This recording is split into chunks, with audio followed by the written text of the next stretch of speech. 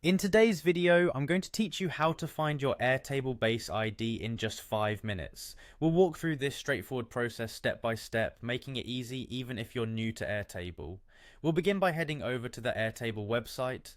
Open your preferred web browser and type in www.airtable.com. This is where the magic happens, so make sure you're on the right page before proceeding. Once you're there, look towards the top right corner and you'll see the Sign In option. Go ahead and click on it. This will prompt you to enter your credentials, your email and password to access your Airtable account. If you haven't signed up yet, you'll need to do so to continue. However, for those of you who already have an account, simply logging in will suffice. After you've successfully signed in, navigate to the Airtable home. The home page is your dashboard and the hub for all your bases, making it the perfect starting point for our task today. Now locate the base for which you want to identify the ID. Click on base, which is often highlighted for your convenience. This will bring you into your selected base where you can view and manage your data. The next step takes us to the Help button. This section is incredibly useful. It provides additional support and guidance for users.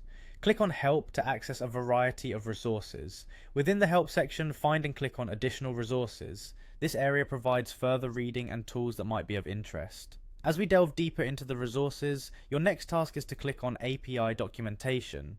This documentation is key for developers and those looking to integrate Airtable with other applications, but it's also where we'll find our base ID. On the API documentation page, look for the Introduction section.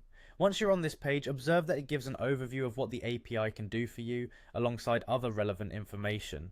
Finally, within the Introduction section, you should see a direct line stating the ID of this base is followed by a string of characters. That's your Airtable base ID. Write it down or copy it so you can use it as needed for any integrations or automations you're planning. And there you have it, you've successfully found your Airtable base ID. This ID is essential for using Airtable's API and integrating with other tools and platforms.